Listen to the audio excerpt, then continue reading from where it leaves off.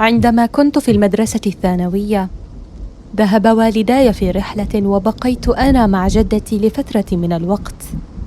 كانت جدتي تتطوع في دار الأيتام، لذلك غالبا ما كنت أذهب معها للمساعدة. لم يكن دار الأيتام كبيرا جدا، حيث كان موقعه في الريف، لذلك كان عبارة عن حضانة صغيرة للأطفال، حيث كان هناك الكثير من الأطفال المفعمين بالحيوية بدون آباء. ولأنني كنت في نفس عمرهم تقريبا، تعرفنا على بعضنا بعضا بسرعة.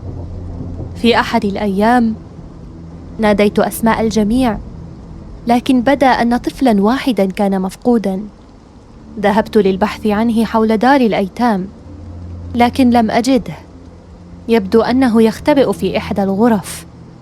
استمريت بالبحث. عندها رأيته جالسا لوحده. سألته ما الخطب، لم يجبني.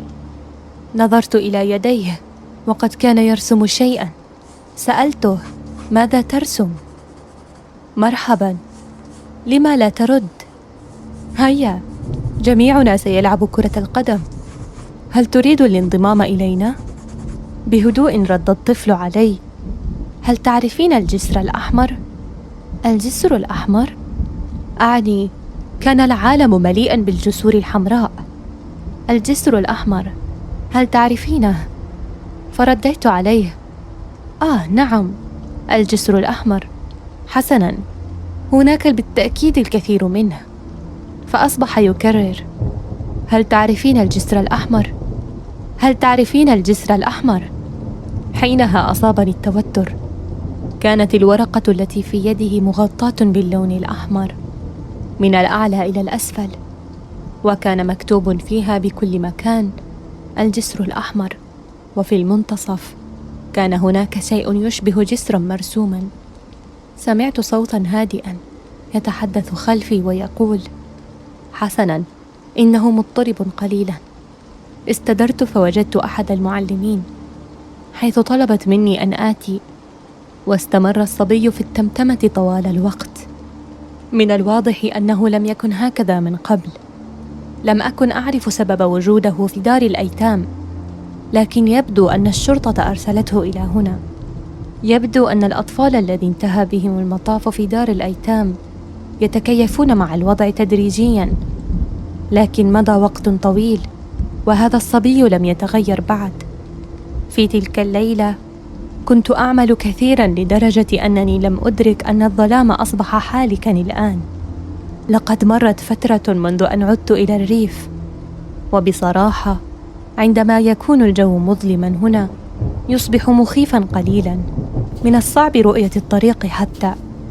لم تكن هناك أضواء على الطريق، لذلك عندما وصلت إلى مدخل دار الأيتام كان الأمر كما لو كنت على وشك الغوص في الظلام الحالك. كنت على وشك ارتداء حذائي، ولاحظت بوجود شيء مدسوس بداخله. لم أكن أعرف ما هو، لكنني سحبته على أي حال. كان قطعة من الورق. راودني شعور سيء حيال ذلك، لكنني فتحته على أي حال.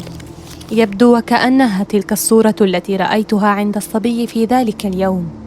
لكن فجأة سمعت صوتا خلفي يقول: هل تعرفين الجسر الأحمر؟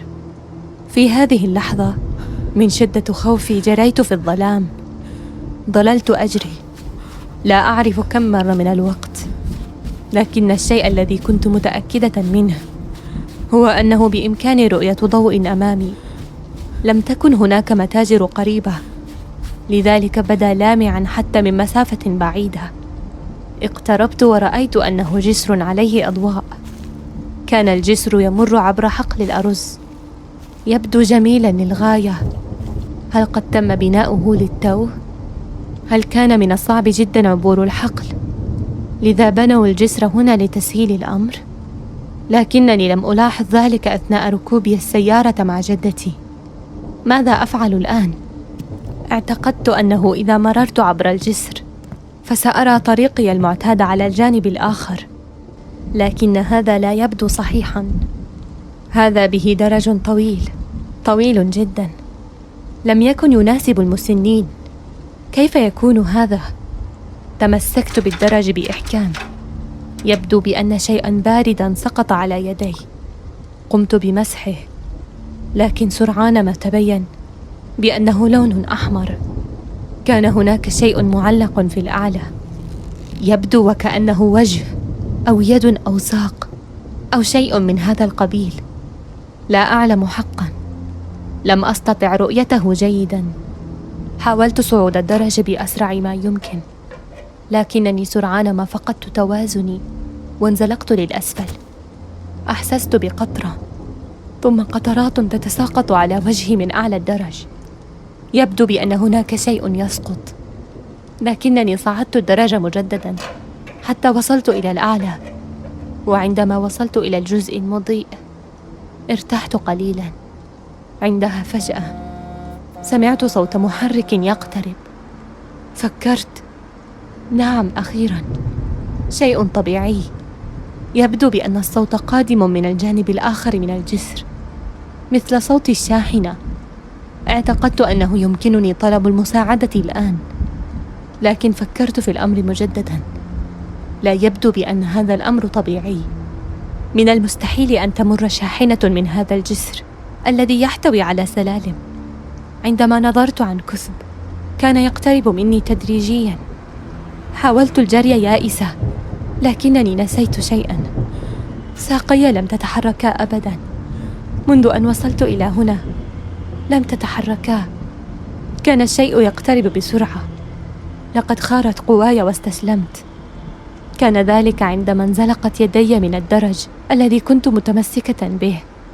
لقد كان آخر شيء رأيته عندما سقطت، وهي اختفاء تلك الأضواء من على الجسر. وعندما استيقظت نظرت حولي بدهشة. لم أرى ذلك الجسر، لقد اختفى. لربما يبدو بأن هذه هلوسات ناتجة من تعب اليوم، لكن القميص الذي كنت أرتديه كان فيه رائحة الحديد. في الليلة التالية بدار الأيتام سمعت إحدى المعلمات تتحدث عن عائلة الطفل. يبدو بأن عائلته قد فارقت الحياة، لذا هو هنا. رأيت الطفل في زاوية الغرفة مجددا، لا يزال يرسم. سألته: أيها الطفل، ما هو الجسر الأحمر؟ نظر إلي وتحدث أخيرا، ولكن بدا بأنه يتحدث إلى شيء خلفي. أمي، ماذا؟ مستحيل. إذن أراكم قريبا يا رفاق في قصة أخرى. وداعاً.